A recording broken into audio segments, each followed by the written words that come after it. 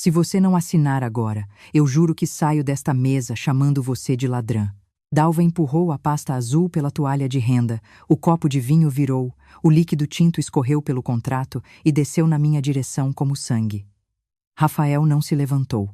Só apertou os dentes e disse, baixo, sem coragem de me olhar. Assina, Lívia. A gente resolve o resto depois. Do outro lado da mesa, Camila segurava o anel de noivado como se fosse a vítima da noite. Murilo mexia no celular, impaciente. Eu olhei para a escritura do meu flat, para a caneta já destampada, para a mão da minha sogra tremendo de raiva, e respondi com a voz mais fria que já saiu de mim. Eu assino, dona Dalva. Mas antes a senhora me explica, na frente de todo mundo, por que a entrada do apartamento da Camila foi parar na conta de uma concessionária em Alphaville. Se você estivesse no meu lugar, entregaria seu único patrimônio para salvar um casamento que nem era os. Comenta o que faria e vem comigo até o fim, porque o que aconteceu depois dessa mesa virou a vida dessa família do avesso. Na manhã daquele mesmo sábado, nada parecia prestes a explodir. O céu de Recife estava limpo, o sol batia duro nas fachadas da Rua da Aurora, e eu saí de casa levando 2 caixas de doces para o almoço de noivado da Camila. Era uma dessas obrigações que eu já fazia no automático. Eu tinha 31 anos. Trabalhava como fotógrafa de produto para marcas de moda e beleza, e há 4 anos era casada com Rafael Nogueira, gerente de relacionamento de um banco privado. Quem olhava de fora via um casal estável. Apartamento financiado em casa forte, carro na garagem, jantares de família todo domingo, fotos limpas e sorridentes no Instagram. Por dentro, eu já vinha me sentindo encolher fazia tempo. Não era um casamento de gritos diários, nem de traições estampadas. Era pior. Era aquele tipo de desgaste silencioso, em que a sua vontade vai sendo arrancada em fatias, uma por uma, até você começar a pedir desculpa por respirar. Na família do Rafael, tudo era apresentado como união. Na prática, união significava uma regra simples. O problema de qualquer Nogueira virava obrigação minha. Quando o pai dele quis trocar a televisão da sala, Rafael me pediu para ajudar um pouquinho, porque eles fizeram tanto pela gente.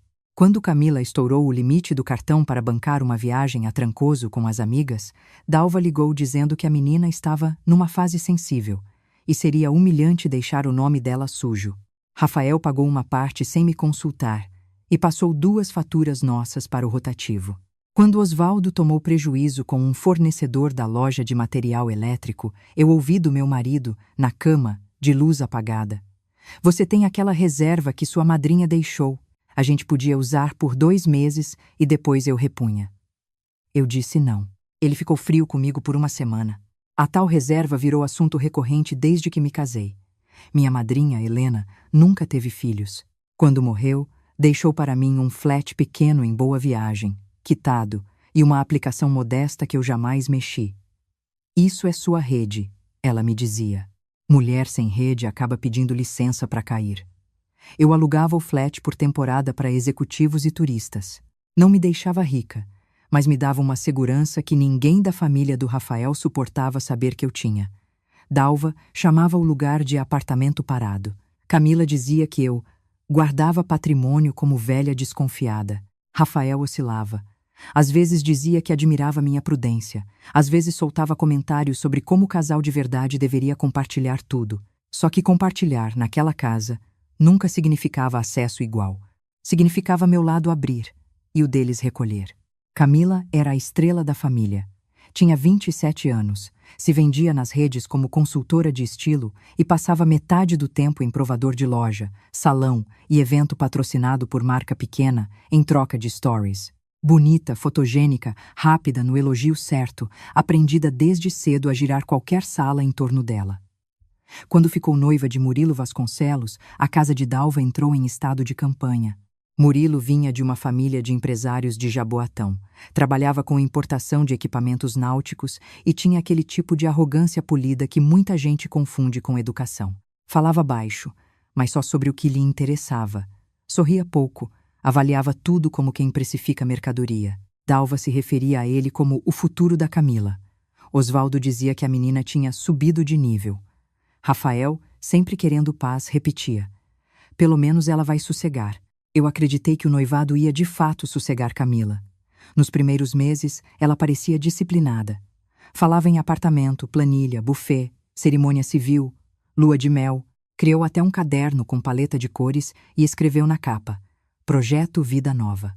Dalva mostrava aquilo a todo mundo como se fosse um diploma. A paz durou pouco. Em março começaram as indiretas.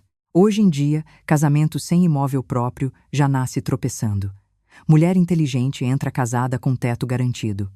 Família boa apoia os filhos em momentos decisivos. Eu ouvia, sorria e mudava de assunto.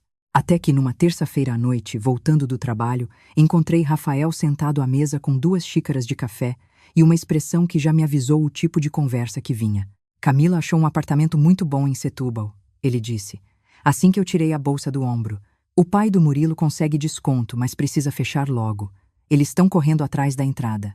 Ótimo, respondi. Tomara que consigam. Ele passou a mão no queixo. Minha mãe comentou. Quer dizer, a gente comentou se dava para ajudar com um empréstimo. Eu ri, porque às vezes o absurdo chega vestido de delicadeza e isso dá vontade de rir. A gente comentou quando? Lívia, não começa. Não. Sério. Quando é que nós comentamos isso? Rafael respirou fundo, já irritado. Eu tô falando agora. Então não é a gente, é você. Ele baixou os olhos para a xícara. Camila precisa de 120 mil para segurar a entrada e os custos iniciais. E você tem o flat. Aquilo veio seco, sem nenhum enfeite. Não era empréstimo, não era ajuda, era o flat. Não, eu falei na mesma hora. Ele levantou a cabeça, como quem não esperava a resposta tão rápida. Você nem ouviu a proposta. Ouvi. Você acabou de dizer o nome dela. É temporário. A gente vende o flat, ajuda agora e depois recompõe. Ou então, usa o imóvel como garantia. Pega crédito, sei lá. Não precisa decidir desse jeito.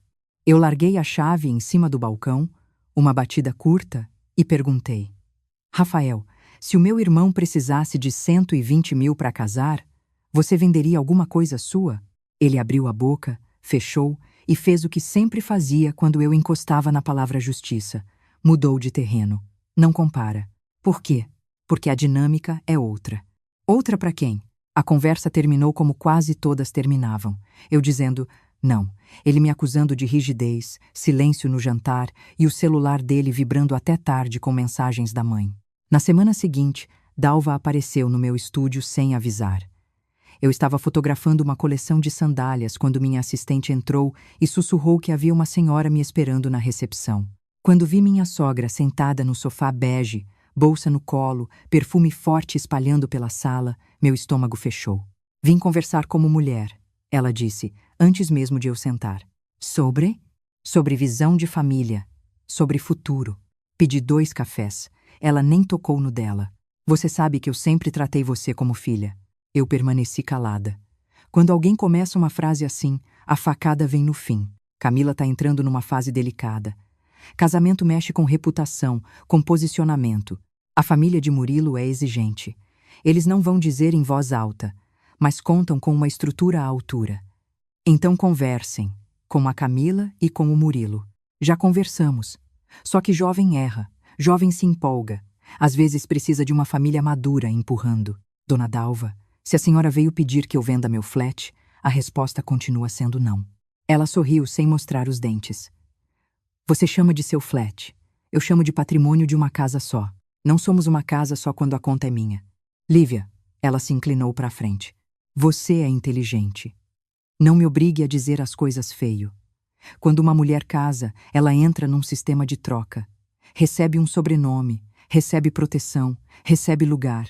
Em contrapartida, precisa mostrar lealdade. Eu quase perguntei que proteção era essa que me pedia a hipoteca em troca, mas preferi olhar fixo para ela e dizer: a senhora está confundindo casamento com adesão. O rosto dela endureceu. Você tem mania de falar bonito para fugir do essencial. O essencial é que não. Ela saiu do estúdio sem se despedir. Antes de entrar no elevador, virou e soltou. Teimosia demais em mulher casada costuma sair caro. Eu fiquei parada no corredor, vendo a porta fechar, e pela primeira vez senti um medo preciso. Não medo dela. Medo do que Rafael poderia aceitar em nome da paz. 2 noites depois, encontrei meu marido mexendo nos extratos do aluguel do flat, no notebook. Não os extratos da nossa conta conjunta. Os meus. Da conta em que caíam os pagamentos da plataforma de locação. Meu sangue gelou. O que você tá fazendo? Ele se virou rápido. Nada. Você tá na minha conta. Eu só tava vendo a entrada dos aluguéis. Queria entender sua previsão. Como você entrou? Rafael não respondeu. Eu fui até a gaveta do escritório, abri a pasta de documentos e encontrei a minha senha escrita num post-it amarelo que eu tinha guardado ali meses antes para uma viagem. Eu esquecera de destruir. Ele usara. Você tá me espionando? Perguntei. Não dramatiza. Você entrou escondido na minha conta. Agente escasado. E daí? E daí que eu cansei dessa divisão medieval. Parece que você vive pronta para fugir. Talvez porque eu tenha motivo. Ele se levantou tão rápido que a cadeira bateu na parede. Você faz tudo virar ofensa. Minha família tá precisando. Eu tô tentando encontrar saída. Mas com você é sempre assim. Não, não, não. Porque a pergunta é sempre a mesma. O que eu vou ceder agora? Você sabe qual é o seu problema? Ele apontou o dedo para mim, o rosto vermelho. Você nunca se sentiu parte. Desde o começo você entrou nessa casa como visitante. Guarda dinheiro escondido, guarda plano escondido, guarda saída escondida. Eu dei um passo para trás, não de medo, mas para não jogar na cara dele a chave do carro que estava na minha mão. Dinheiro escondido? Rafael, o flat é meu desde antes de você. Todo mundo sabe. O que está escondido aqui é outra coisa. É o tamanho da coragem que você tem de me sacrificar quando sua mãe assobia. Ele travou o maxilar. No sábado vai ter almoço lá em casa. A gente vai resolver isso de uma vez. Resolver o quê? Camila, Murilo, meu pai, minha mãe. Todo mundo vai estar. Melhor decidir como família. Decidir o que já é, não? Ele virou de costas e respondeu olhando a tela escura do notebook. A gente vê. Ali eu soube que o almoço não seria almoço. Seria julgamento. Ainda assim, eu fui. Parte de mim queria ver até onde eles tinham coragem de ir. Outra parte estava cansada de viver em suspeita. Quando a manipulação sai da sombra e senta à mesa, pelo menos ganha forma. A casa de Dalva e Osvaldo estava barulhenta quando cheguei. Talheres, risadas forçadas, louça indo e vindo da cozinha. Camila desceu a escada de vestido branco curto, como se fosse a noiva de um comercial. Murilo apareceu de camisa azul clara e relógio caro, beijou a testa da sogra, apertou a mão do sogro e me cumprimentou sem olhar no meu rosto. Na mesa já havia uma pasta azul, eu vi de longe e guardei a informação. Almoçamos mal. Ninguém realmente comia. Era teatro até chegar a hora do texto principal. Quando Osvaldo limpou a boca com o guardanapo e pediu 1 minuto de atenção, o barulho da casa murchou. Camila imediatamente baixou os olhos. Rafael encarou o prato. Dalva entrelaçou as mãos, pronta para parecer a razoável da cena. Família. Osvaldo começou. A gente reuniu todo mundo aqui porque casamento é projeto coletivo. Eu me encostei na cadeira e esperei. Ele falou sobre preço de imóvel, sobre mercado agressivo, sobre a oportunidade rara do apartamento em Setúbal, sobre como Murilo estava fazendo um esforço admirável, sobre como Camila não podia perder essa chance. E então veio o salto. Lívia e Rafael têm um ativo importante, que hoje não cumpre função estratégica. O flat herdado. Nossa proposta é simples. Transferir esse bem para uma operação de venda rápida, converter em entrada e depois equalizar internamente. Equalizar internamente. Nem o banco do Rafael usaria aquilo com tanta frieza. Eu olhei para meu marido. Essa é a proposta? Ele não respondeu. Dalva tomou a palavra. Ninguém quer tomar nada de você. A gente está falando de família. Camila é irmã de Rafael. O amanhã dela impacta o amanhã de todos. Murilo, até então quieto, decidiu entrar. Eu sou homem prático, não gosto de confusão, só acho que quem tem recurso e assiste de braços cruzados acaba emitindo uma mensagem. Que mensagem? Perguntei. De que não acredita no projeto. Eu ri. Seu casamento é startup agora? Camila bateu a mão na mesa. Lívia, para de debochar. Você sempre faz isso, sempre fala como se todo mundo aqui fosse burro. Não, eu falo como se eu não fosse. O silêncio cortou a sala. Rafael fechou os olhos por um segundo, como quem já imaginava o caos. Dalva abriu a pasta azul e empurrou alguns papéis para o centro. Avaliação imobiliária, simulação de venda, um modelo de autorização. Estava tudo preparado. Só precisa da sua assinatura para iniciar a corretora, ela disse. Sem chance. Nem pelo seu marido? Meu marido está sentado aí, inteiro. Se ele quiser ajudar a irmã, pode vender o carro dele, antecipar o 10º, pegar empréstimo no nome dele. O meu flat não entra. Camila soltou uma risada seca. Que carro dele, Lívia? Você sabe que o que vale aí é o que você herdou. A frase saiu antes que ela conseguisse filtrar e mostrou o coração da história. Não era sobre parceria, era sobre o que eu tinha e eles queriam. Obrigada, eu falei. Agora ficou claro. Osvaldo perdeu a paciência. Clareza mesmo é você entender que está criando uma crise desnecessária.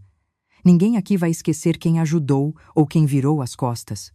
Eu me levantei. Então não esqueçam, porque a resposta é não. Rafael finalmente falou, numa voz rouca de irritação contida. Senta, Lívia. Não. Senta. Pelo menos me respeita. Eu virei para ele devagar. Respeitar você seria o quê? Ficar sentada enquanto sua família tenta me arrancar patrimônio por aclamação? Você está exagerando. Então fala, na frente de todo mundo. Diz que o flat é meu e que essa conversa acabou. Ele olhou para a mãe, depois para o pai, depois para Camila, que já começava a chorar em silêncio encenado, e disse a frase que abriu um buraco definitivo dentro de mim. É só um imóvel. A mesa sumiu da minha frente por um segundo. Não foi barulho. Não foi drama. Foi uma calma glacial. Para você é, eu respondi. Para mim foi a única pessoa da minha vida que nunca me pediu nada deixando uma saída. E fui embora. Saí ouvindo Dalva dizer, drama. Camila chorando alto agora para recuperar o protagonismo, Osvaldo me chamando de ingrata e Rafael me alcançando na garagem com passos duros. Você não podia ter feito isso lá dentro. Eu fiz exatamente porque foi lá dentro. Murilo ficou ofendido. Ótimo. Você acha que isso é brincadeira? A família dele pode recuar. Então recuem. Ele segurou meu braço. Não com força suficiente para me machucar, mas com a intenção exata de me parar. E aquela intenção bastou. Solta. Você está destruindo tudo. Não. Eu estou impedindo que destruam o que é meu. Ele soltou, respirando pesado. Hoje à noite você vai conversar direito. Sem espetáculo. Hoje à noite eu vou trancar minhas senhas. Voltei dirigindo com o coração batendo na garganta. Em casa, troquei todas as senhas, movi a aplicação da minha madrinha para outro banco, liguei para a administradora do flat e pedi bloqueio de qualquer tratativa que não fosse autorizada exclusivamente por mim, com validação de voz e documento. Eu ainda não sabia do tamanho da lama, mas sabia que pisaria nela. No meio da tarde, enquanto eu revisava e-mails no sofá, recebi mensagem de Camila. Uma única linha. A gente podia ter resolvido isso sem humilhar ninguém. Quase ignorei. Só que havia uma foto anexada. Era a imagem de uma reserva de apartamento com o nome dela e de Murilo. Valor total, sinal, prazo. O sinal era bem menor do que a quantia que estavam exigindo de mim. Aquilo me travou. Se o sinal era aquele, por que pediam um valor muito acima? Ampliei o documento. Era de uma imobiliária de luxo de Boa Viagem, não de Setúbal, e o sinal já estava pago. Meu primeiro impulso foi mandar a foto para Rafael e perguntar o que mais ele estava escondendo. Em vez disso, liguei para uma cliente minha, Bia, que trabalhava com marketing para construtoras e conhecia metade do mercado imobiliário da cidade. Bia, você consegue me confirmar uma reserva de unidade? Depende. Passei os dados da imagem. Ela demorou menos de 15 minutos para me retornar. Lívia, essa reserva está válida, mas com sinal integralizado pelo pai do noivo há 2 semanas. Quem te disse que eles estavam correndo atrás da entrada está mentindo. O que falta é documentação complementar e uma diferença pequena de customização, não 120 mil. Eu sentei na ponta do sofá. Tem certeza? Absoluta. Quer mais?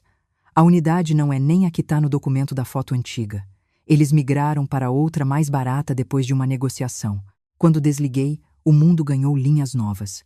Não era desespero por teto. Era outra coisa. E a família inteira, inclusive Rafael, estava me empurrando numa história montada. À noite, ele chegou em casa querendo retomar o debate, como se eu tivesse apenas saído cedo de um almoço difícil. Lívia, vamos ser adultos? Vamos. Porque a reserva do apartamento já está paga. A mudança no rosto dele foi imediata. Pequena, mas suficiente. Quem disse isso? Não importa. É verdade? Rafael tirou o paletó e pendurou na cadeira para ganhar segundos. Parte está encaminhada. Parte quanto? Não sei os detalhes. Não mente para mim. Ele passou a mão no cabelo. Tá, o sinal foi pago, mas surgiu uma série de custos paralelos. Quais? Mobília, cartório, enxoval, taxas. 120 mil de cartório? Você adora desmoralizar tudo. Porque tudo que vocês apresentam desmorona em 5 minutos. Rafael andou pela cozinha e abriu a geladeira sem querer nada lá dentro. Mau sinal. Sempre que mentia e ficava acuado, fazia algum gesto sem função. Camila se enrolou. Ele disse enfim. Tá nervosa, tá sob pressão. Gastou mais do que devia com casamento, com coisas do apartamento, com umas resoluções. Resoluções? Procedimentos, roupas, parcelas. Minha mãe cobriu algumas. Murilo não pode saber do tamanho da bagunça. Se souber, ele adia tudo. Então era isso. Eu tinha que bancar o silêncio. Ele bateu a porta da geladeira. Você tinha que ajudar a evitar uma tragédia. Tragédia é o quê? Um homem descobrir quem vai casar com ele? Rafael virou para mim num rompante. Você não entende porque nunca precisou lutar por espaço naquela família. Eu ri de incredulidade. Na minha? Na família dela. Do Murilo. Camila tá tentando entrar num lugar difícil, cheio de cobrança. Se der tudo errado agora, minha irmã acaba marcada. E sim, eu queria que você ajudasse, porque você pode. A frase me acertou mais do que é só um imóvel. Porque vinha sem véu. Não era mérito, não era justiça, não era necessidade compartilhada. Era a capacidade convertida em obrigação. Você quer saber o que eu entendi? Perguntei. Que se a sua irmã for irresponsável o bastante, eu viro o colchão. E se sua mãe mentir o bastante, eu viro o banco. Ele tirou a aliança do dedo e jogou na bancada. Vai. O metal bateu no granito com um som pequeno e brutal. Chega. Eu tô esgotado dessa sua postura de superioridade. Minha família erra, mas a sua santidade de patrimônio cansa. Se você não quer ajudar, assume a consequência. Que consequência? De não ser mais minha parceira. Rafael, você tá me ameaçando? Eu tô te dando uma chance de escolher. Ou você entra com a família, ou para de fingir que faz parte dela. Eu olhei para a aliança na pedra e não senti vontade nenhuma de pegar. Então talvez eu nunca tenha feito. Ele dormiu no sofá naquela noite. Eu dormi no quarto com a porta trancada. Às 3 da manhã, acordei com vibrações seguidas no celular. Era Camila. Áudios. Não ouvi. De manhã, enquanto ele tomava banho, abri o notebook dele. Eu nunca tinha invadido nada dele. Naquela manhã, invadi. Não por vingança. Por sobrevivência. Rafael era desorganizado com arquivos. Na área de trabalho havia uma pasta chamada Camila Urgente. Dentro, planilhas, comprovantes, capturas de tela de conversa e uma foto de um contrato com o nome de uma concessionária de carros premium em Alphaville, São Paulo. Adiantamento de R$80 mil. Modelo: Range Rover Evoque, seminova blindada. Compradora: Camila Nogueira. Ao lado, transferências fracionadas saindo de contas diferentes. Dalva, Osvaldo, Rafael. E uma linha destacada. Previsão complemento via liquidação de ativo de Lívia. Liquidação de ativo de Lívia. Eu tive vontade de vomitar. Continuei olhando. Havia também faturas de cartão com clínicas estéticas, uma dívida alta com uma empresa de decoração de casamento, parcelas atrasadas de joias e mensagens entre Camila e uma amiga. Numa delas, minha cunhada escrevia: se eu entrar no casamento de Suvi e apartamento montado, ninguém mais me olha de cima. No fim, a anta da Lívia vai segurar isso. Rafa resolve. A anta da Lívia. Tirei foto de tudo. Mandei para meu e-mail. Fechei a pasta. Quando Rafael saiu do banho, eu já estava vestida para sair. Aonde você vai? Ele perguntou. Trabalhar. A gente ainda vai conversar. Vai. Peguei a bolsa. Mas da próxima vez sem fantasia. Fui direto ao escritório de uma advogada indicada por uma cliente, doutora Renata Arcoverde, especialista em família e patrimônio. Entrei com a pasta virtual inteira no celular e saí 2 horas depois com a primeira sensação concreta de chão. Renata falou pouco. Ouviu muito, e quando terminou de organizar minhas datas, provas e contas, resumiu com precisão. Seu problema não é só conjugal, é patrimonial e moral. Eles criaram pressão coletiva para obter um bem particular seu sob falsa justificativa, e seu marido participou. A partir de agora, tudo por escrito. Nada de discussões sem registro. Nada de assinar documento. Nada de reunião sem testemunha. E se ele tentar mexer no apartamento que a gente mora? Se o imóvel é comum, qualquer medida vai passar por partilha depois. Mas o seu flat herdado não entra. Proteja os acessos, comunique à administradora e, se necessário, notificamos formalmente. Quando me levantei para ir embora, ela acrescentou: Lívia, não negocie mais sua lucidez com culpa emprestada. Guardei essa frase como se guarda um objeto cortante, sabendo que machuca, mas salva. Na saída do escritório, liguei para minha amiga Joana, a única pessoa para quem eu conseguia contar a história sem ter de resumir ou me justificar. Joana era dona de um ateliê de flores no Espinheiro, dessas mulheres práticas que conseguem embrulhar um vaso e desmontar um homem na mesma tarde. Vem pra cá, ela disse assim que ouviu minha voz. Agora. Contei tudo entre arranjos de astromélias e água gelada. Ela ouviu de pé, braços cruzados, andando de um lado para o outro do ateliê. Eu sabia que tua sogra era venenosa, mas isso aí é assalto com guardanapo. Rafael sabia de tudo. Sabia e topou. Não ameniza. Eu não tô amenizando. Tá com cara de quem ainda quer entender. Eu sentei no banquinho da área de montagem e deixei a cabeça cair nas mãos. Eu só não acredito na velocidade. Ontem era entrada de apartamento. Hoje é carro blindado, clínica e dívida. Joana se agachou na minha frente. A velocidade não é deles, Lívia. É da verdade quando acha fresta. Eu ri sem humor. Poeta das flores. Poeta nada. Eu só odeio folgada. No fim da tarde, Rafael mandou mensagem. Hoje à noite, jantar na casa de meus pais. Última conversa antes de decidir o futuro. Eu quase bloqueei na hora. Em vez disso, respondi: estarei lá. E tirei print. Eu ainda não tinha decidido o que faria. Só sabia que não pisaria lá despreparada. Passei em casa, troquei de roupa, peguei meu notebook, um carregador, os documentos do flat, a pasta com a herança da minha madrinha e uma cópia da captura da concessionária. Não queria vencer uma briga. Queria impedir que eles reescrevessem a realidade me chamando de egoísta. Quando cheguei, encontrei uma cena montada com cuidado. Mesa posta na varanda gourmet, vinho bom, luz amarela, Murilo presente, Camila de maquiagem impecável, Osvaldo contido, Dalva em pose de santa paciente.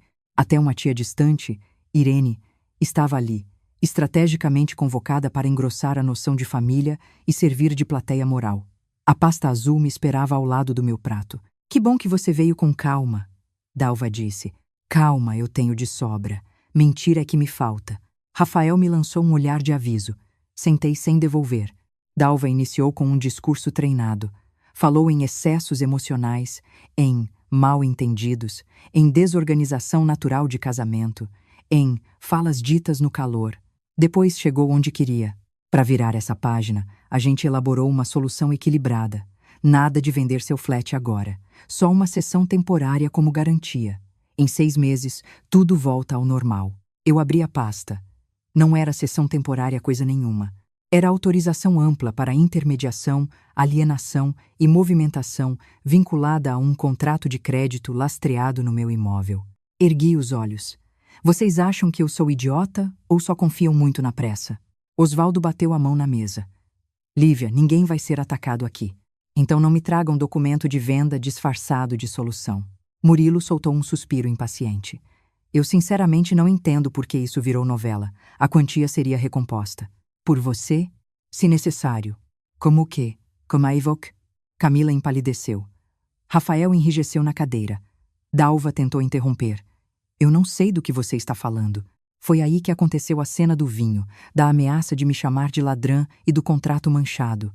O choque veio porque eu disse a palavra concessionária. Murilo levantou a cabeça pela primeira vez de verdade. Que concessionária? Camila apertou o braço dele. Amor, não. Que concessionária? Ele repetiu, agora para ela. Rafael disse meu nome num tom entre raiva e pânico. Lívia, para. Parar de quê? De impedir que me roubem? Dalva bateu na mesa. Se você não assinar agora, eu juro que saio desta mesa chamando você de ladrã. Ladrã? Eu respondi. Eu? A senhora quer mesmo brincar de acusação? Tirei do notebook a cópia impressa do adiantamento e joguei sobre a toalha. Então explica, por que a entrada do apartamento da Camila foi parar na conta de uma concessionária em Alphaville? Murilo puxou o papel antes de todo mundo. Leu. O maxilar dele travou. Camila tentou pegar de volta. Isso não é o que você está pensando. Eu nem comecei a pensar, ele disse. Eu continuei, porque sabia que se parasse um segundo, Rafael tentaria remendar. A reserva do apartamento já está paga há 2 semanas pelo seu pai. O resto dessa encenação foi feita para arrancar o meu flat como garantia e cobrir dívida de carro, clínica, decoração e cartão. Tenho comprovante, conversa e planilha com liquidação de ativo de Lívia. Quer que eu projete? A tia Irene soltou um Ave Maria, que soou quase cômico. Osvaldo levantou tão rápido que a cadeira tombou. Você invadiu arquivos do meu filho? Seu filho invadiu minha conta primeiro. Mentira! Dalva gritou. Quer que eu mostre os logs de acesso? Rafael finalmente saiu da paralisia e veio na minha direção. Desliga isso. Não encosta em mim. Desliga isso agora. Eu puxei o celular e apertei o modo gravação na frente de todo mundo. Repete. Ele congelou. Murilo se afastou da cadeira, encarando Camila como se tivesse encontrado outra mulher no lugar. Você me disse que faltava dinheiro para mobília. Você jurou que o apartamento estava travado porque o banco ainda não tinha liberado um complemento. Você me fez pressionar teu irmão e a esposa dele por isso? Camila começou a chorar, mas daquela vez o choro não vinha limpo. Vinha desmanchando a máscara. Eu só queria começar direito. Blindada? Murilo perguntou, levantando a folha. Começar direito é me esconder um carro de quase 300 mil? Não foi isso. Foi o quê? Status. Dalva levantou para abraçar a filha, mas Murilo recuou como se aquela família inteira contaminasse o ar. Meu pai pagou a entrada. Meu nome foi usado para pedir patrimônio a outra pessoa. Isso é uma vergonha. Vergonha é me deixar passar necessidade na sua frente. Camila disparou, perdendo o controle. Você fala de parceria, mas questiona tudo que eu quero. Nunca bastou o vestido, nunca bastou o lugar, nunca bastou nada. Nada basta porque você inventa degrau em prédio que já está pronto. Osvaldo tentou retomar a autoridade. Murilo, vamos baixar o tom. Não me mande baixar tom na casa em que montaram isso nas minhas costas. Rafael, acuado entre pai, noivo, irmã e eu, fez o movimento mais covarde possível. Tentou me transformar na origem do caos. Se você tivesse me ouvido a sós, nada disso precisava ser exposto desse jeito. Eu virei para ele com uma calma que surpreendeu até a mim. Você ainda acha que o problema é a exposição. Você quis humilhar todo mundo. Eu quis impedir que me usassem. Você está destruindo o casamento da minha irmã. Não. Quem destruiu foi quem preferiu uma foto ao espelho. Murilo jogou o papel na mesa. Acabou. Camila arregalou os olhos. Acabou o quê? O noivado, o apartamento, tudo. Dalva segurou o peito e sentou de volta como se fosse desmaiar. Irene foi buscar água sem ninguém pedir. Osvaldo começou a xingar num tom surdo. Rafael ficou me encarando como se eu tivesse atravessado uma linha sagrada. E talvez tivesse. A linha entre suportar e responder. Eu fechei o notebook, guardei o carregador, ajeitei a bolsa no ombro e falei para o meu marido na frente de todos. Amanhã você vai receber uma notificação da minha advogada. E depois, os papéis do divórcio. Dalva levantou a cabeça de supetão. Divórcio? Você não vai acabar com esse casamento por causa de uma ajuda negada. Não. Vou acabar por causa do homem que sabia da fraude e quis me dobrar assim mesmo. Rafael riu descrente. Fraude? Para, Lívia. Não dramatiza para parecer certa. Então vamos chamar de quê? Tentativa de tomar meu patrimônio com história falsa? Você tá louca. Ótimo. Fica mais fácil sair. Saí sem correr. O barulho da casa ficou para trás. Quando entrei no carro, minhas mãos começaram a tremer de verdade. Não chorei. Só respirei fundo 3, 4, 5 vezes. Liguei para Joana e disse: acabou. Você tá aonde? Na rua. Vem para minha casa. Fui. Naquela noite, dormi no quarto de hóspedes dela com uma mochila emprestada no chão e a sensação estranha de ter arrancado um dente podre. Doeu, sangrou, deixou um buraco. Mas o apodrecimento tinha parado. No dia seguinte, às 7h20 da manhã, Rafael apareceu no ateliê de Joana. Cabelo mal penteado, camisa amarrotada, cara de quem varou a madrugada tentando juntar versões. Quero falar com minha mulher. Joana nem levantou do balcão. Sua ex em construção tá ocupada. Isso não é da sua conta. Agora é. Eu saí da salinha dos fundos antes que os dois transformassem aquilo num ringue. Rafael veio na minha direção com os olhos vermelhos. Vamos conversar sem plateia. Pode falar. Em casa. Não. Lívia, eu tô há 12 horas apagando incêndio por tua causa. Por minha? Você explodiu tudo sem pensar. Eu pensei durante meses. Vocês é que apostaram que eu continuaria quieta. Ele passou as mãos no rosto. Camila errou. Minha mãe exagerou. Eu errei em esconder parte da situação, mas isso não era motivo para destruir a reputação da minha família. Teu parâmetro de destruição ainda é incrível. E o teu de lealdade, inexistente. Joana bufou alto atrás do balcão. Eu ergui a mão pedindo silêncio e mantive os olhos nele. Rafael, você sabia do carro? Ele hesitou. 1 segundo só, o suficiente. Sabia ou não? Eu sabia do adiantamento. Ele admitiu. Mas Camila disse que venderia depois se apertasse. E você achou razoável me pedir o flat para cobrir um luxo que ela fingia ser necessidade? Eu achei que era a única forma de salvar tudo. Tudo o quê? A imagem da tua irmã? O orgulho da tua mãe? O lugar do Murilo na mesa? Você fala como se isso fosse nada. Para mim, depois de ontem é. Ele respirou fundo, controlando a voz. Volta para casa. A gente esfria isso, conversa com calma, organiza a narrativa. Meu pai resolve o Murilo. Minha mãe vai te pedir desculpas. Organiza a narrativa? Você sabe do que eu tô falando. Sei. Quer que eu volte a mentir com vocês. Eu quero que você preserve o que ainda dá. Eu balancei a cabeça. Não existe mais um nós que caiba nessa frase. O rosto dele endureceu. Pensa direito. Se você sair assim, vai sair sem nada além desse seu orgulho doentio. Joana saiu de trás do balcão. Tu tá ameaçando ela dentro da minha loja? Rafael se virou para ela. Não se mete. Me meto sim. Porque homem frouxo cresce em terreno sem testemunha. Eu toquei no braço dela. Joe. Depois, de volta para ele. Manda essa frase por mensagem, Rafael. A da saída sem nada. Vai ser útil. Ele percebeu tarde demais o erro. Deu meio passo para trás. Você tá montando o caso. Não. Você tá oferecendo prova. Saiu batendo a porta. 5 minutos depois, meu celular vibrou. Áudio. Não ouvi. Logo em seguida, texto. Eu só quis dizer que processo desgasta e talvez não sobre muita coisa para nenhum dos dois. Tirei print. Mandei para Renata. A partir daí, as coisas correram numa velocidade cruel.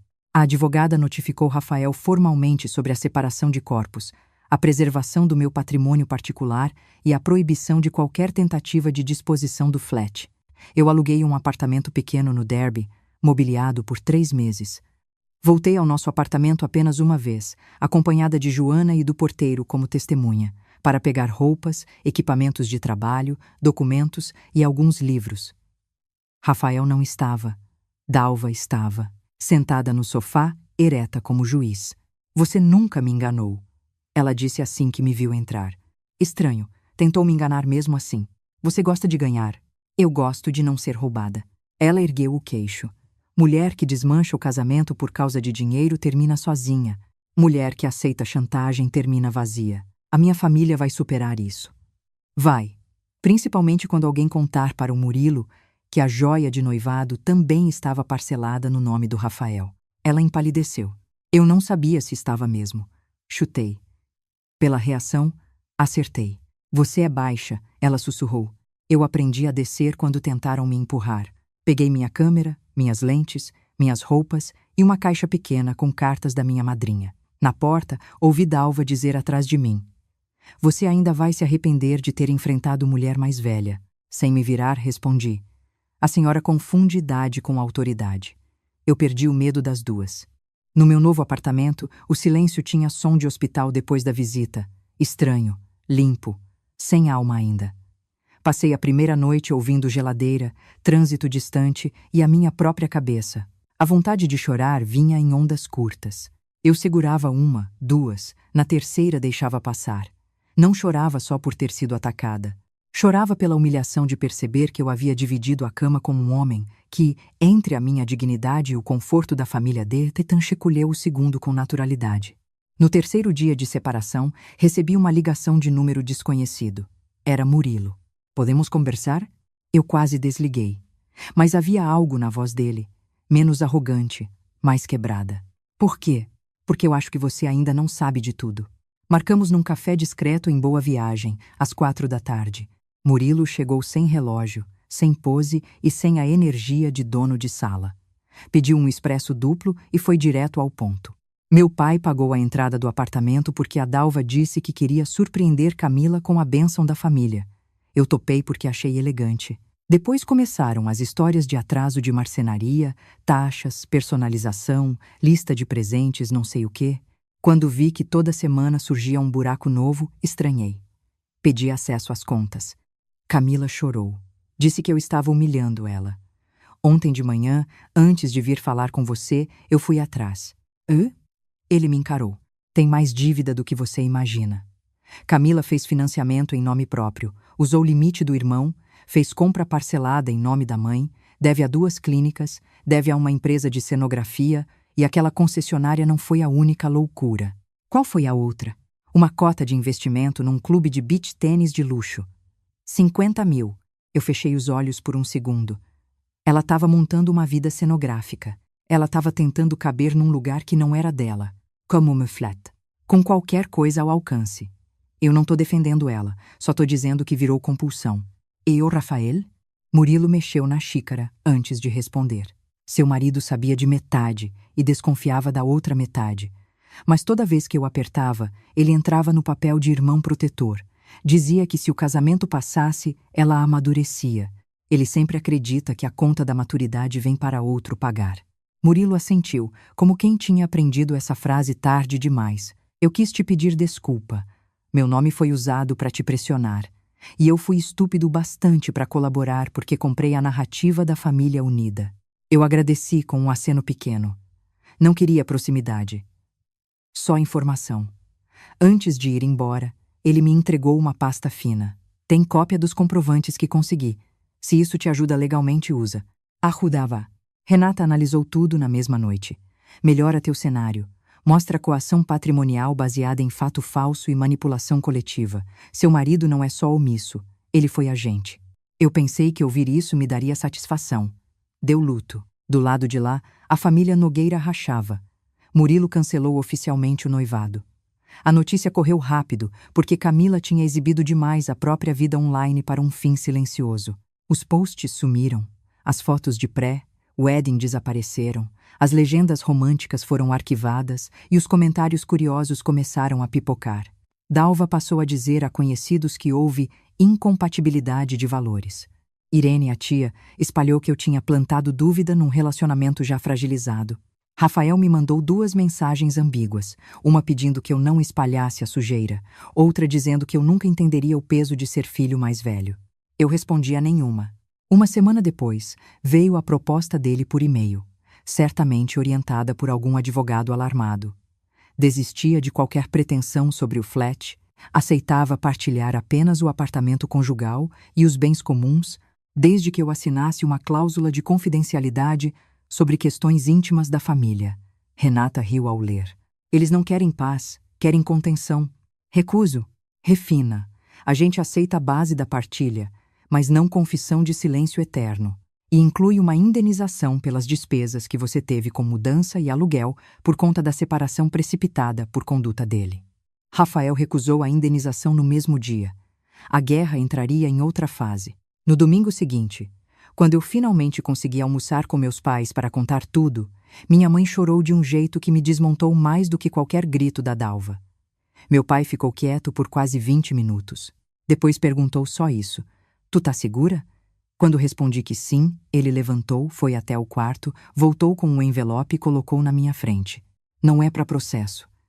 É para você não aceitar nada por aperto. Dentro havia parte da reserva que eles guardavam para reformar a casa. Eu empurrei de volta, chorando. Pai, não. Filha, dinheiro de reforma espera. Filha humilhada, não. Eu nunca tinha me sentido tão amparada e tão envergonhada ao mesmo tempo. Envergonhada não por precisar deles. Envergonhada por ter passado tanto tempo tentando provar para a família do Rafael que eu sabia amar, enquanto esquecia que amor de verdade não exige penhor. Na segunda-feira, cheguei ao estúdio e encontrei Camila me esperando no corredor, de óculos escuros, moletom largo e uma magreza de 1 semana de colapso. Minha assistente me olhou como quem pergunta se chama alguém. Fiz que não. 5 minutos, Camila pediu. Não tenho. Eu preciso. Entramos na sala de apoio. Ela tirou os óculos. Os olhos estavam inchados. Você ganhou, disse antes de sentar. Parabéns. Não vim competir. Veio sim. Você sempre quis provar que era melhor. Camila, eu vim trabalhar. Ela soltou uma risada triste. Eu errei, tá? Errei feio. Mas você não sabe como era ouvir toda hora que eu precisava casar bem, aparecer bem, chegar bem. Minha mãe me criou assim. Sempre tinha uma prima mais arrumada, uma filha de amiga mais chique, alguém com mais etiqueta, mais viagem, mais isso, mais aquilo. Quando Murilo apareceu, parecia a chance de eu nunca mais ser a menina improvisada da família. E para isso valia me tomar um imóvel? Eu achei que você não ia sentir falta. A sinceridade foi tão brutal que me deu náusea. Eu achei que para você aquilo era só segurança sobrando. Ela continuou. Você sempre teve plano, trabalho, cabeça, cliente. Eu só tinha imagem. Então você decidiu comprar imagem com meu patrimônio. Ela começou a chorar de novo. Meu pai tá louco comigo. Minha mãe não fala outra coisa. Rafael diz que eu destruí a vida dele. Murilo me bloqueou. Eu só precisava que você convencesse tua advogada a não usar tudo isso. Por favor, eu tô sendo massacrada. Ali estava a essência. Nem ali ela vinha pedir desculpa. Vinha pedir controle de dano. Camila, eu não saí daquele jantar para virar tua assessora de crise. Oi, Zay. Mas, mais nada. Se você quer algum começo, começa assumindo. Pra tua família. Pra você. Não pra mim. Ela me encarou por um longo segundo, como se ainda esperasse que no fundo eu cedesse. Quando percebeu que não, levantou. Na porta disse sem se virar. Você sempre pareceu forte. Deve ser bom. Respondi sem pensar. Não. É só caro. Nas semanas seguintes, o processo de divórcio ganhou tração e a imagem de Rafael foi rachando na minha cabeça em pedaços menores, mais feios e mais verdadeiros. Eu lembrava dele me levando café quando eu virava a noite em campanha, dele segurando minha mão no enterro da minha madrinha, dele fazendo piada boba em fila de aeroporto. E lembrava também dele na mesa, dizendo, é só um imóvel, dele na cozinha, dizendo você pode, dele no jantar, mandando eu assinar. O luto de um casamento não respeita coerência. Você enterra a mesma pessoa várias vezes em versões diferentes. Uma quinta-feira, perto das 8 da noite, ele me ligou insistindo. Aquete. Atendi no sexto toque, mais por exaustão do que por vontade. Que foi? Eu tô embaixo do teu prédio. Não sobe. Eu só quero falar. Já tem advogado para isso. Lívia, por favor. Sem gravação, sem testemunha, sem armadura. Rafael, você perdeu o direito à reunião privada quando tentou me emparedar em família. Silêncio. Depois uma voz mais baixa. Eu não queria ter chegado naquele ponto. Mas chegou, porque eu estava pressionado. E eu virei válvula. Você sempre faz parecer simples escolher. E você sempre faz parecer nobre não escolher. Ele ficou mudo. Eu já ia desligar quando ele disse: Camila tentou se matar ontem. O mundo inclinou um pouco. Ela tomou remédio demais. Minha mãe achou cedo.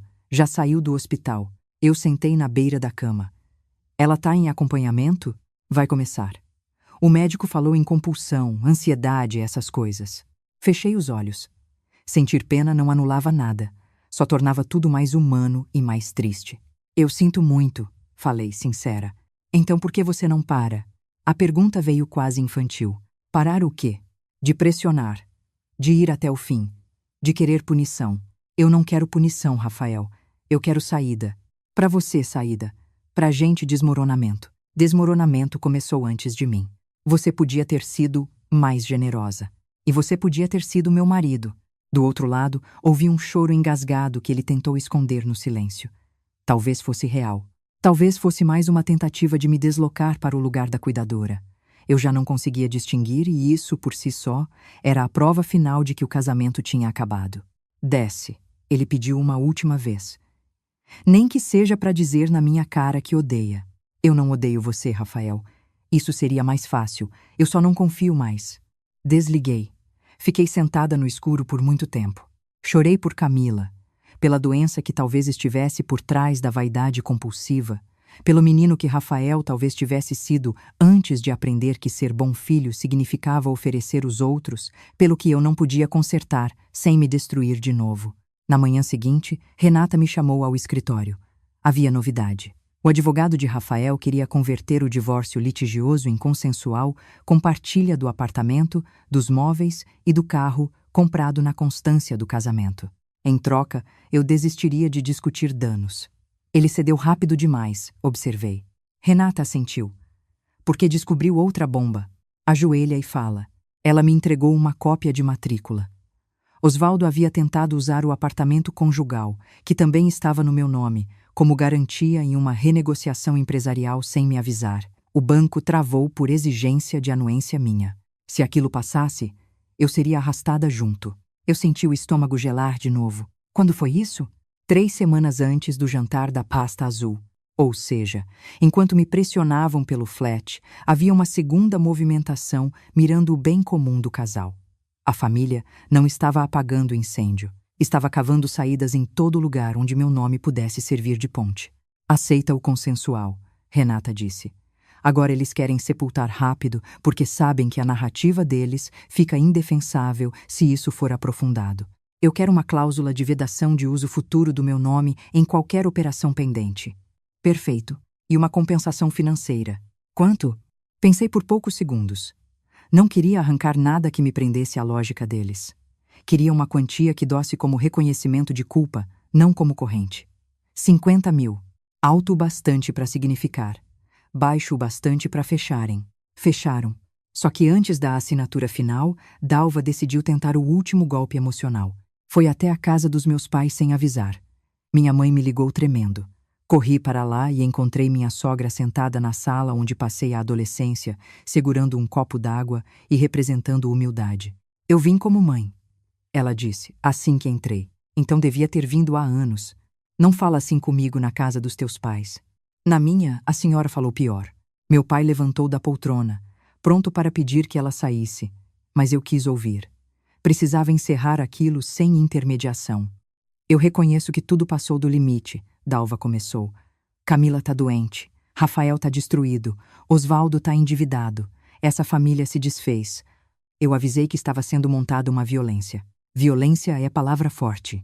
Não mais do que foi feito. Ela pousou o copo na mesa, firme. Eu errei tentando proteger minha filha. Você erra agora querendo cobrar de um homem o que ele não sabe dar. Rafael sempre foi filho antes de ser marido. Eu achei que você sabia disso quando casou. A honestidade dela era inacreditável. Ali, sem máscara, ela revelava a lógica inteira. Eu sabia que ele era filho, respondi. Só não sabia que isso significava me usar. Dalva olhou para minha mãe, talvez buscando solidariedade de mãe para mãe. Não encontrou. Minha mãe estava rígida, a boca apertada. Desiste dessa compensação, Dalva pediu. Assina e encerra. A gente já perdeu demais. Demais para quem? Para todos. Não, para vocês. Eu tô recuperando. Ela me encarou com um rancor limpo, quase admirado. Você realmente não vai ceder? Não. Nem pela doença da Camila? Doença se trata. Golpe se responde. Nem pelo amor que teve ao meu filho? Foi justamente por esse amor que demorei tanto. Dalva entendeu ali que não havia mais fenda.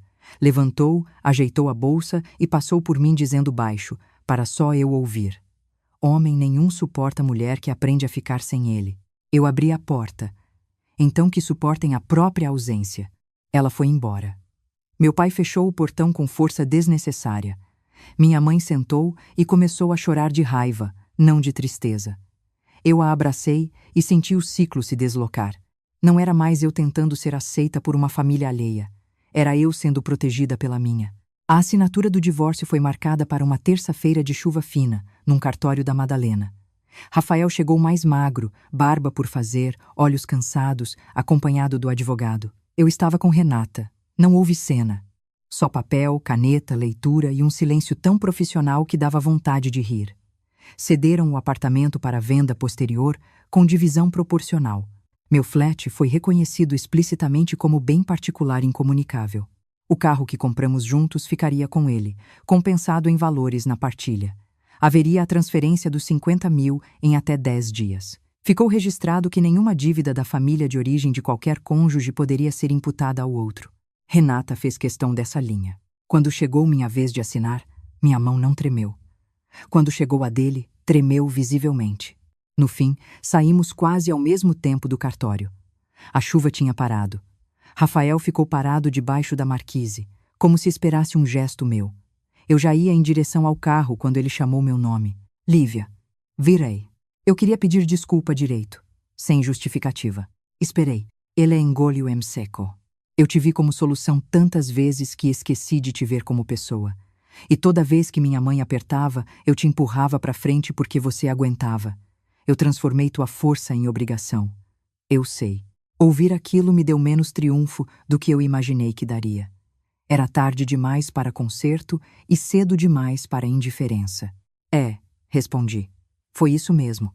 Ele baixou os olhos, molhados não sei se pela chuva ou pelo resto. Eu te amei. Oi, Zae. E você? Olhei para ele por alguns segundos. A pergunta não exigia verdade completa, só a necessária. Eu também. Mas amor que vira atalho para os outros acaba morrendo de fome. Entrei no carro e fui embora. Não olhei pelo retrovisor. A venda do apartamento conjugal levou mais tempo do que eu queria, mas a minha vida finalmente parou de girar só em torno da ruína. O estúdio cresceu. Uma campanha que eu fotografei para uma marca de cosméticos veganos viralizou.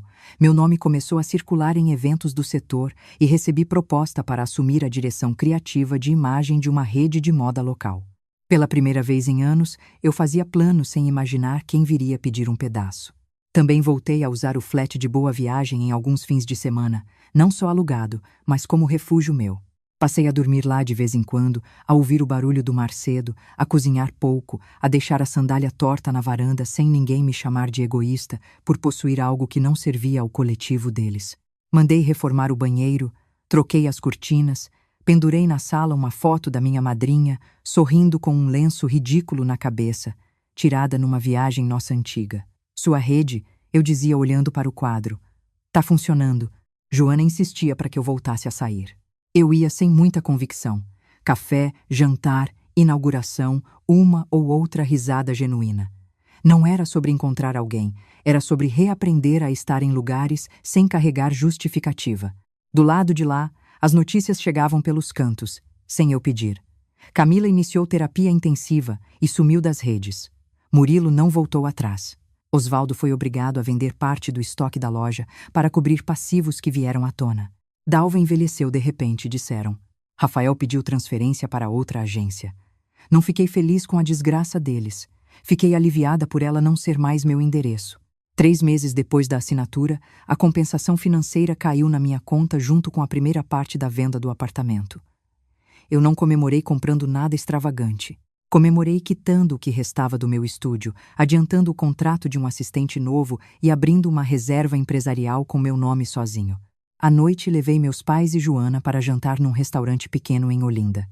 Comemos devagar, bebemos vinho, rimos de histórias antigas. No fim, meu pai ergueu a taça e disse: "A filha que não vendeu a saída." Eu chorei ali, sem vergonha nenhuma. Achei que esse seria o verdadeiro fim. Não foi. 6 meses depois, recebi um convite estranho por mensagem. Era de Irene, a tia plateia do jantar. Texto curto. Camila quer falar com você. Última vez. Sobre uma coisa que é sua. Ignorei por 2 horas. Depois pensei no coisa que é sua e respondi com um ponto de interrogação. Ela enviou um endereço de clínica. Fui, contrariando toda a minha inteligência. Camila me esperava sentada numa sala branca, sem maquiagem, cabelo preso, rosto muito mais real do que eu conhecia. Havia um envelope sobre a mesa. Não vim pedir nada. Ela disse antes que eu abrisse a boca. Pode ir embora depois de ouvir. Mas eu precisava fazer isso sem minha mãe, sem meu irmão, sem ninguém. Sentei. Ela empurrou o envelope. Dentro havia uma cópia de uma apólice e um recibo de joias empenhadas. Lembra da pulseira de diamantes que mamãe usava dizendo que era a herança da avó? Ela perguntou. Assente. Ela penhorou para me ajudar a cobrir parte da concessionária. E usou teu nome numa conversa com o gerente dizendo que a garantia maior viria da cunhada. Eu não sabia disso na hora. Descobri depois. Quando descobri, entendi que se você tivesse cedido, ninguém parava mais. Por que tá me mostrando isso agora? Porque tô saindo de casa. Aquilo me pegou de surpresa. Pra onde? Vou morar em João Pessoa com uma prima. Arrumei trabalho numa loja de decoração. Nada glamouroso. Trabalho mesmo. Ela sorriu fraco, quase com vergonha da palavra. Tá em tratamento? Tô. E pela primeira vez não tô querendo parecer alguém enquanto falo. Fiquei em silêncio. Camila respirou fundo. Eu te odiei por um tempo, porque era mais fácil do que olhar para mim. Depois eu entendi que você foi a única da mesa inteira que não topou sustentar minha mentira. E por mais cruel que tenha sido o jeito que caiu, talvez tenha sido a primeira vez que alguém fez isso. Eu não sabia se aquilo me absolvia de algo. Também não precisava. Só escutei. Desculpa, ela disse, com uma firmeza nova. Pelo teu flat. Pelo teu nome. Pelo teu casamento. Eu sei que não dá para desfazer. Não dá, mas eu precisava dizer sem teatro. Olhei para ela por um longo tempo. A menina performática da mesa de noivado ainda estava ali em restos, mas havia outra pessoa tentando nascer com dificuldade. Vai, eu falei. E aprende a viver sem plateia. Ela riu de leve, os olhos cheios. Tô tentando. Saí da clínica com um envelope na bolsa e o coração estranho. Não era perdão. Não era reconciliação. Era só o reconhecimento de que o mesmo sistema que tentou me engolir tinha mastigado ela a vida toda. Eu saí antes, ela estava tentando sair agora. Naquela noite, o mar estava agitado em boa viagem. Fiquei na varanda do flat, ouvindo vento forte, e pensando em quantas vezes uma mulher é chamada de dura quando decide não servir de ponte para a ruína alheia. Você é fria. Você é egoísta. Você vai acabar sozinha. Nenhuma dessas frases tinha a ver com afeto, tinha a ver com controle. Porque quando você deixa de ser útil, muita gente chama isso de crueldade. Um ano depois do jantar da pasta azul, recebi um convite para expor uma série autoral de fotografias num centro cultural de Recife. Não era meu trabalho comercial. Era meu projeto íntimo, retratos de mulheres em espaços de transição, quartos vazios, portas, corredores, varandas, pontos de ônibus, escadas. A série se chamava Saídas. Joana quase explodiu de orgulho. Meus pais foram na abertura, vestidos como se eu fosse receber um prêmio nacional. Eu usava um vestido preto simples e a pulseira fina da minha madrinha. No meio do evento, enquanto eu falava com uma jornalista sobre luz e enquadramento, vi Rafael entrar, sozinho. Ele parou diante de uma das fotos maiores. Uma mulher de costas, segurando uma chave diante de uma porta entreaberta. Não foi até mim imediatamente. Caminhou pela exposição inteira. Quando enfim se aproximou, havia no rosto dele algo que eu nunca tinha visto durante nosso casamento. Constrangimento verdadeiro diante do tamanho da minha vida sem ele. Parabéns, disse. Tá lindo. Obrigada. Ele olhou ao redor, para a movimentação, os quadros, a minha equipe, Joana gesticulando perto do buffet, meus pais conversando com uma curadora. Você construiu tudo. Eu já estava construindo. Só parei de ser interrompida. Ele aceitou o golpe sem defesa. É justo. Ficamos em silêncio alguns segundos. Depois ele disse. Minha mãe teve um infarto leve em janeiro. Tá bem agora. Espero que se cuide. Camila tá em João Pessoa, trabalhando mesmo. Parece outra pessoa. Que bom. Ele assentiu. Eu não vim pedir nada. Nem lembrança, nem amizade, nem perdão. Só acho que eu precisava ver com meus próprios olhos que você ficou bem. Eu sorri pequeno. Eu fiquei melhor. Ele baixou a cabeça, quase sorrindo também, com dor. Eu sei. Antes de ir, parou diante da foto da porta mais uma vez. Essa aí é sobre quê? Sobre a diferença entre sair expulsa e sair acordada. Ele respirou fundo, entendeu sem pedir tradução e foi embora. Fiquei olhando ele atravessar o salão até desaparecer. Não senti recaída, não senti ódio, senti fechamento. No encerramento da mostra, já tarde, Joana subiu numa cadeira e bateu num copo pedindo atenção. Eu queria propor um brinde à mulher que me ensinou que limite não é grosseria e patrimônio não é egoísmo. As pessoas riram e ergueram as taças. Minha mãe chorou de novo. Meu pai fingiu que não. Eu agradeci, mas por dentro pensava em outra frase, a da minha madrinha, a da rede. Voltei sozinha para o flat naquela noite, ainda com cheiro de vinho e vernissagem na roupa. Tirei os sapatos na entrada, deixei o celular longe, abri a varanda e sentei no chão frio. Recife brilhava difusa, úmida, viva. Meu nome estava nos quadros. Meu corpo estava leve. Meu imóvel continuava meu. Minha saída continuava aberta. E talvez esse tenha sido o maior payoff de todos. Eu não precisei arruinar ninguém para me salvar. Só precisei parar de me oferecer como material de construção para a mentira dos outros. Antes de dormir, encontrei no fundo da bolsa a cópia amassada do primeiro contrato que Dalva tentou me fazer assinar. Não sei por que eu ainda guardava aquilo. Talvez como lembrete.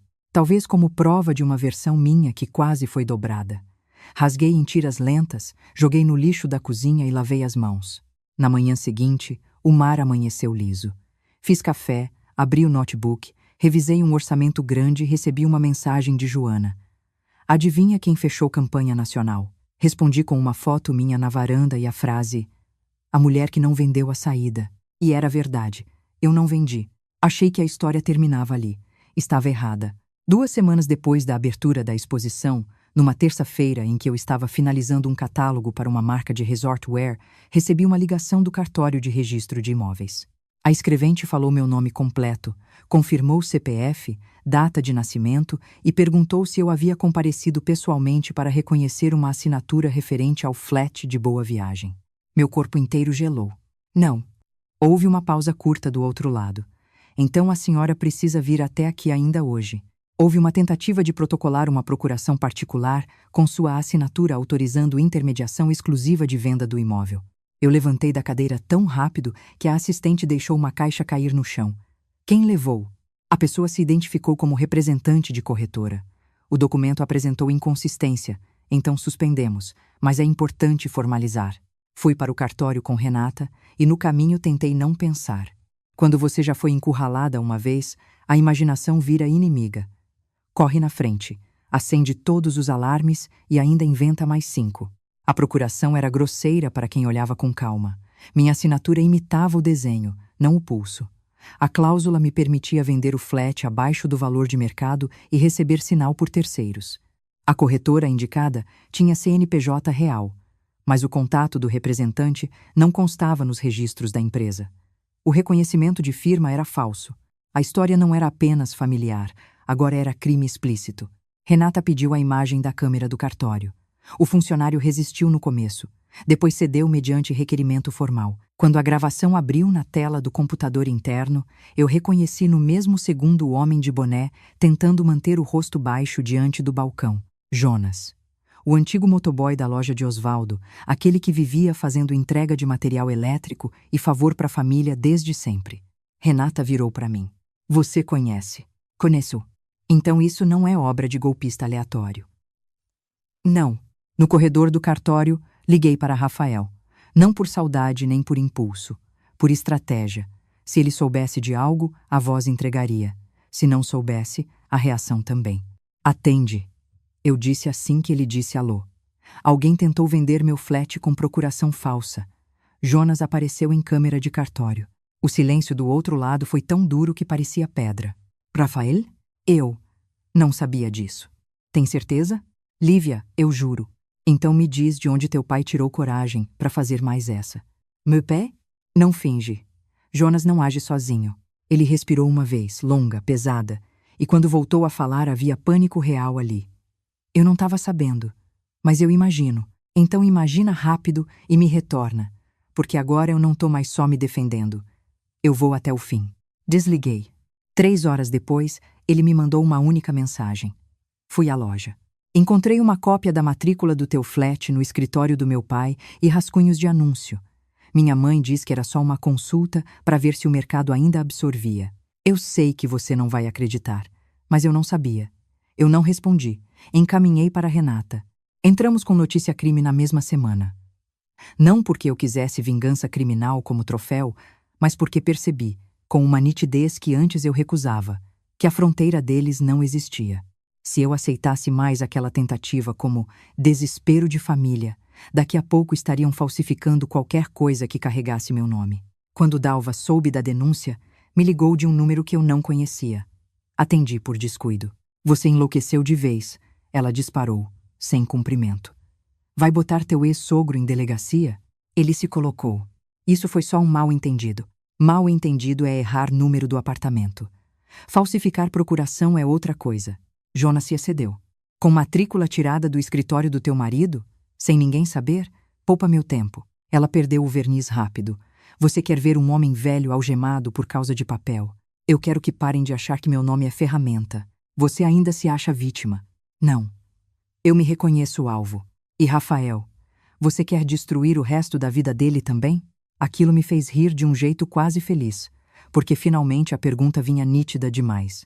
Tudo ali, no fim, continuava orbitando em torno do filho. O bom filho, o filho esmagado, o filho herdeiro do dever de manter o telhado da família em pé. Rafael já destruiu o que tinha comigo. O resto é entre vocês. Ela respirou forte no telefone.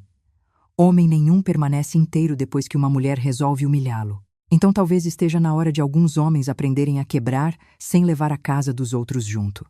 Desliguei antes que ela respondesse. Rafael me procurou 2 dias depois, mas dessa vez não embaixo do meu prédio. Pediu, por e-mail, uma reunião com Renata presente. Aceitei. Queria ouvir o que viria agora que o chão deles tinha aberto mais um buraco. Ele chegou ao escritório da advogada visivelmente acabado. Não era encenação de cabelo bagunçado, era desgaste mesmo. Sentou, pediu água, segurou o copo com as 2 mãos e foi direto. Meu pai admitiu que mandou o Jonas sondar uma venda. Sondar com procuração falsa? Renata perguntou sem erguer o tom. Rafael fechou os olhos um segundo. Ele disse que achou um comprador disposto a pagar rápido e que depois ajustaria comigo para eu tentar falar com a Lívia. Seu pai acha que documento falso é anúncio de classificado? Renata rebateu. Eu não tô defendendo. Ele se virou para mim. Eu só vim dizer que eu vou depor o que for preciso. Não vou blindar mais ninguém. Não respondi de imediato. Eu lembrava do jantar, da pasta azul, da cozinha, do é só um imóvel. A vontade de perguntar por que agora vinha fácil dizer a verdade apareceu forte. No lugar disso, perguntei algo mais importante. Você tá fazendo isso para me ajudar ou porque percebeu que, se mentir de novo, afunda junto? A honestidade dele demorou alguns segundos, mas veio. Os 2. Renata anotou sem expressão. Eu almost admirei a precisão brutal daquilo. Pelo menos dessa vez ele não tentava posar de mártir puro. Meu pai tá desesperado, Rafael continuou. A loja tá mal. As dívidas apareceram. Ele acha que consegue resolver tudo com um golpe de agilidade. Minha mãe apoiou no começo, depois recuou quando viu a procuração. Ela recuou depois de pronta? Perguntei. Oi, Zay. Não, Rafael. Você sabe agora por que caiu. É diferente. Ele baixou a cabeça. A investigação andou rápido demais para a família Nogueira conseguir reorganizar narrativa. Jonas, pressionado, disse que recebeu dinheiro de Osvaldo e instrução de só protocolar, sem explicar muito. A corretora real negou qualquer vínculo com a operação. O reconhecimento de firma falso puxou outro fio, que puxou outro. Não chegou a haver prisão, porque era início de apuração e o advogado deles correu antes para um acordo de colaboração e retratação formal, mas a humilhação pública foi suficiente. Em bairros como o nosso, notícia não precisa sair em jornal para destruir prestígio. Basta circular nos lugares certos, com os nomes certos, pela boca certa. E circulou. A loja de Osvaldo, que já vinha respirando por aparelhos, perdeu fornecedor grande. Um cliente antigo tirou os pedidos. Um banco recusou renegociação. A família, acostumada a funcionar pela aparência do controle, descobriu o gosto da suspeita. Eu tentei seguir trabalhando sem virar guardiã da própria tragédia. Só que nessa altura, a história insistia em me encontrar. Num sábado de manhã, fui ao flat resolver uma infiltração pequena no banheiro e encontrei Jonas parado perto da portaria, fumando, olhando para baixo. Ele me viu, jogou o cigarro no chão e levantou as mãos num gesto vago. Dona Lívia, eu sei que a senhora me odeia. Nem tempo eu tenho para isso. Eu queria pedir desculpa. Você entregou documento falso num cartório. Seu Osvaldo disse que estava tudo acertado. E você acreditou. Eu precisava do dinheiro. Eu segurei a bolsa com mais força. Não por medo dele, mas pelo cansaço de ver como a necessidade é sempre usada para pedir desconto moral. Jonas, eu entendo precisar. Eu não entendo me escolher como atalho. Ele baixou a cabeça. Eu falei a verdade lá. Fez o mínimo. Mesmo assim, desculpa. Eu não disse que desculpava. Também não humilhei. Passei por ele e subi. Dentro do flat, enquanto o encanador mexia na parede do banheiro, fiquei olhando o mar e pensando em quantas pessoas participam de uma violência sem se nomear violentas. O pai, porque protege a família. O filho, porque evita conflito. O funcionário, porque precisa do dinheiro. A mãe, porque faz pelo bem da filha. E no meio, alguém quase perde o que levou anos para construir. No começo do 2º semestre, recebi o maior convite da minha carreira. Uma rede nacional de hotéis boutique queria uma campanha de reposicionamento visual no Nordeste inteiro. e eu tinha sido indicada para fotografar e dirigir a linguagem da campanha. Era o tipo de projeto que muda currículo, caixa e horizonte. Fechei contrato, montei equipe, aluguei equipamento extra e mergulhei no trabalho como quem finalmente usa toda a energia antes gasta em defesa para construir coisa bonita. Foi durante a produção da campanha, em Porto de Galinhas, que Rafael me mandou a mensagem mais inesperada de todas. Minha mãe quer te entregar uma coisa. Disse que só pessoalmente. Juro que não é armadilha. Eu quase ri sozinha no quarto do hotel. Tudo vindo daquela família soava como armadilha, até cesta de fruta. Respondi com secura. Entrega no escritório da Renata. 2 horas depois, a advogada me encaminhou foto de uma caixa pequena de veludo vinho. Dentro, a pulseira de diamantes penhorada. Junto, um bilhete curto. Escrito à mão por Dalva, isso não é pedido de perdão. É devolução do que nunca deveria ter entrado na conta da minha desordem. Vendi outras coisas para recuperar. Fique com isso se quiser. Venda se quiser. Jogue no mar se quiser. Só não carregue mais nada meu no teu nome. Fiquei olhando o bilhete por muito tempo. Havia manipulação ali? Talvez um resto. Havia culpa? Sem dúvida. Havia, acima de tudo, a primeira ação concreta de reparo vinda daquela mulher, ainda que torta, tardia e atravessada pelo orgulho. Perguntei a Renata se aquilo criava qualquer vínculo jurídico. Ela disse que não, então pedi que guardasse a pulseira por enquanto. Eu não queria usar nada que viesse daquela história. Também não queria rejeitar um gesto de devolução só porque aprenderam tarde a fazer o mínimo. A campanha dos hotéis me consumiu por 3 meses e me salvou em outros sentidos. Viajar por Alagoas, Pernambuco, Paraíba e Rio Grande do Norte com equipe, cronograma, luz de amanhecer e cliente exigente, devolveu densidade ao meu mundo. Minha vida já não cabia mais na biografia da ex-mulher de Rafael Nogueira. Eu era a mulher que fechava diária de 70 pessoas, resolvia drone, modelo, maré, autorização e orçamento no mesmo dia. A mulher que largava o celular longe na hora da captação e esquecia, por 6 horas seguidas, que existia processo, cartório, família invasiva e trauma. A competência tem esse poder silencioso de reconstruir um corpo. Foi num retorno de João Pessoa, já de noite, que encontrei meu pai me esperando no meu apartamento com uma garrafa de vinho barato e um sorriso que ele só usa quando está prestes a contar coisa grande. Teu nome saiu na revista, disse, orgulhoso, jogando a edição em cima da mesa. Uma matéria sobre a campanha ocupava 4 páginas, com fotos minhas e uma entrevista curta. Meu pai bateu com o dedo numa frase destacada. Construir imagem também é escolher o que não se oferece ao olhar do outro. Ele me olhou emocionado. Tu escreveu isso? Falei. Bonito demais. Parece tua madrinha. A frase me atravessou.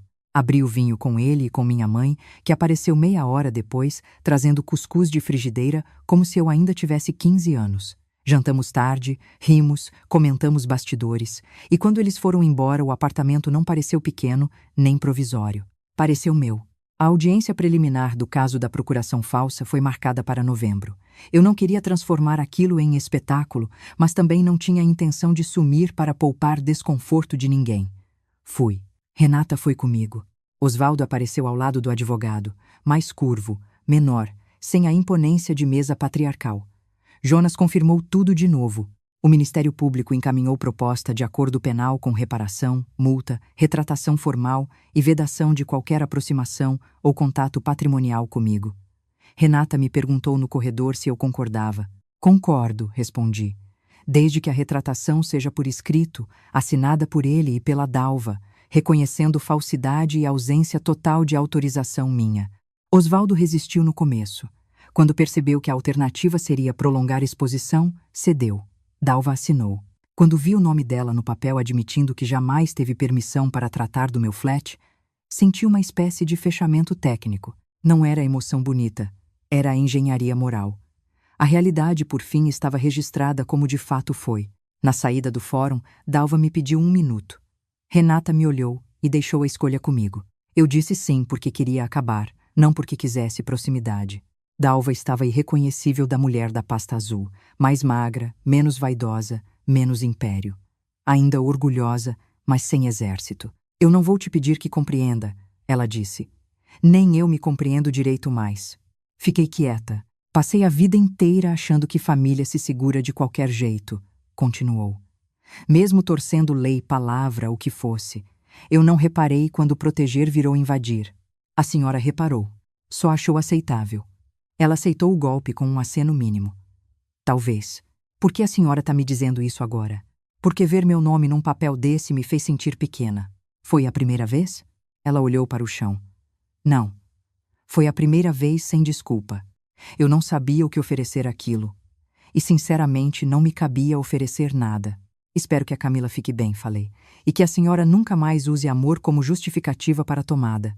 Dalva ergueu os olhos, úmidos, e disse uma frase que eu nunca achei que ouviria dela. Você tinha razão em guardar uma saída. Foi a coisa mais perto de reconhecimento pleno que aquela mulher conseguiria formular. Assenti e fui embora. O lançamento oficial da campanha nacional dos hotéis aconteceu em dezembro, num rooftop no Recife Antigo, com imprensa, clientes, influenciadores e equipe inteira. Eu fui chamada ao palco para falar sobre a construção visual do projeto. Não gosto de palco, mas gosto menos ainda de me diminuir. Subi. Falei de território, de luz, de elegância sem caricatura, de turismo sem mentira. E no fim, sem planejar, falei também de outra coisa. Essa campanha fala muito de vista, de janela, de horizonte, de espaço. E eu aprendi num ano muito duro que vista boa não serve se a casa não é sua. A imagem só vale quando não custa sua dignidade. Houve um silêncio curto e depois aplauso. Não era discurso sobre ex-marido, nem sobre processo, nem sobre família. Mas era. Porque eu sabia de onde vinha cada palavra. Depois do evento, enquanto a equipe comemorava, Joana me abraçou apertado e falou no meu ouvido. Tu tá entendendo agora o tamanho do teu próprio nome? Eu ri, já meio bêbada de cansaço e alívio. Tô começando. Na mesma semana, a pulseira de Dalva ainda guardada com Renata voltou para minhas mãos. Sentei no chão da sala do flat, abri a caixa e fiquei olhando as pedras frias. Bonitas, caras, carregadas de tudo que eu não queria vestir. No dia seguinte, vendi a joia legalmente por um bom valor. Complementei com parte da minha reserva e comprei, em nome da minha empresa, o estúdio que eu alugava havia anos. Fiz a escritura tremer no cartório por um segundo quando pensei na procuração falsa, no jantar, na pasta azul. Depois assinei com mão firme. Joana estava comigo. Quando o tabelião me entregou a via registrada, ela quase gritou no balcão. Agora me diz que o universo não sabe fazer roteiro. Eu ri. Porque ali estava o payoff que ninguém daquela família teria imaginado. A joia que Dalva penhorou para cobrir a mentira da filha virou, no fim, tijolo limpo para uma propriedade minha. Não por vingança, por conversão. Eu tinha transformado o resto de manipulação em fundamento de trabalho.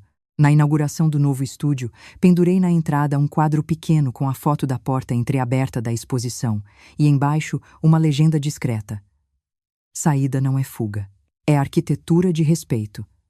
Clientes leram, elogiaram, seguiram. Só quem conhecia a história inteira entendia o peso. Naquela noite, já quase todo mundo tinha ido embora quando Rafael apareceu. Não anunciado, não convidado, mas também não invasivo. Parou na entrada, olhou a placa nova com meu nome e o da empresa. E eu vi nos olhos dele a exata medida do que tínhamos sido e do que jamais seríamos de novo. Fica tranquilo. Ele disse antes que eu precisasse perguntar qualquer coisa. Eu não vim estragar teu momento. Então veio fazer o quê? Trazer isso. Ele me entregou uma chave pequena, num chaveiro antigo de couro. É a cópia do armário do apartamento antigo onde ficaram umas cartas tuas. Achei quando a imobiliária foi esvaziar. Não abri. Peguei. Obrigada. Ele olhou o estúdio, as pessoas desmontando flores, as mesas, a placa, a minha equipe. Parabéns. De verdade. Obrigada. Minha mãe gostou de saber que a pulseira virou alguma coisa boa. Aquilo me pegou de surpresa. Ela sabe? Eu contei. Ela chorou. Não sei se de orgulho torto, vergonha ou os dois. Assente. Camila perguntou de você outro dia. Ele disse. Tá namorando um rapaz simples, professor de geografia. Parece feliz. Bom pra ela. Bom. Ficamos alguns segundos escutando o barulho da equipe recolhendo copos. Eu percebi então que ele já não tinha mais aquele campo gravitacional sobre mim. Era um homem da minha história, não da minha órbita. Eu quis muito te culpar pelo que aconteceu, ele confessou. Por meses. Porque se a culpa era tua, eu ainda podia me ver como alguém bom que perdeu a mulher para a própria rigidez. Quando eu parei de fazer isso, precisei olhar para o tipo de homem que eu fui. Foi pior. Imagino. Eu tô tentando ser outro. Olhei para ele, sem crueldade. Tenta ser alguém que não precise de uma mulher arrebentar a própria casa para você aprender limite. Ele riu pelo nariz, triste, justo. Antes de sair, apontou para a placa do estúdio. Ficou bonito teu nome aí. Ficou no lugar certo. Ele assentiu, aceitou a resposta inteira e foi embora. Quando a porta fechou, Joana surgiu atrás de mim, com 2 taças de espumante. Posso falar uma coisa feia? Pode. Que delícia te ver inatingível. Eu quase cuspi a bebida de tanto rir. Inatingível, não. Só indisponível para absurdo. Mesma coisa em nível premium. Brindamos. Na madrugada, sozinha no estúdio vazio que agora era meu, caminhei entre fundos, tripés, tecidos, refletores e bancadas, como quem visita uma casa construída com as próprias mãos. Encostei na mesa principal, respirei fundo e pensei em toda a cadeia de cenas que me trouxe até ali. A voz de Dalva exigindo assinatura, a pasta azul encharcada de vinho, o carro blindado escondido, a cozinha com a aliança batendo no granito, o cartório, a procuração falsa, a loja de Osvaldo, a pulseira, o acordo, o palco, a escritura do estúdio. A vida real raramente entrega justiça com música de fundo, mas às vezes ela entrega uma coerência tão forte que parece escrita. Eles queriam meu flat porque o chamavam de patrimônio parado. No fim, foi justamente o patrimônio que eu me recusei a entregar que me deu o tempo, a segurança e a margem, para não aceitar chantagem, desmontar a fraude e construir trabalho limpo. Eles me chamaram de egoísta porque eu não quis bancar um casamento cenográfico. No fim, o casamento acabou, o cenário ruiu, e quem sobrou em pé fui eu, sem precisar pegar nada de ninguém. Eles apostaram que meu medo de ficar sozinha seria maior do que meu instinto de me proteger. Erraram na conta. Antes de apagar as luzes, sentei no chão do estúdio como tinha feito no flat meses antes. Peguei o celular, abri as notas e escrevi uma frase para usar numa palestra que eu daria no ano seguinte, sobre carreira e autonomia feminina. Toda vez que te chamarem de fria por impor limite, pergunta quem estava lucrando com o teu calor. Salvei. Sorri. Apaguei tudo. Na manhã da primeira campanha fotografada dentro do estúdio novo, o sol entrou recortando o piso e bateu bem na parede onde estava a foto da porta entreaberta. Minha equipe chegou, o café passou, o set montou, a modelo riu, o cliente aprovou, o trabalho fluiu. No meio da correria, recebi uma mensagem da minha mãe. Filha, sonhei com tua madrinha. Ela estava num apartamento de frente para o mar, toda metida, dizendo: minha menina finalmente entendeu a diferença entre ajudar e se entregar. Eu li sorrindo, com um nó doce na garganta. Respondi com uma foto do estúdio e a legenda: entendi. E não vendo mais. Foi assim que a história terminou de verdade. Não com grito, nem com vingança espalhafatosa, nem com alguém ajoelhado pedindo volta. Terminou com escritura no meu nome, trabalho rendendo, família certa à minha volta e a consciência limpa de quem preferiu perder um marido a perder a própria saída. No dia em que tentaram me encurralar com uma caneta e uma pasta azul, eles acharam que eu estava sozinha. Não estava. Eu tinha prova, tinha trabalho, tinha memória, tinha rede, tinha limite. E, sobretudo, tinha a única coisa que aquela mesa inteira queria tomar de mim sem perceber o valor real. Eu tinha a mim mesma. E quem não se vende assim, inteiro, pode até sair ferido, mas nunca sai derrotado.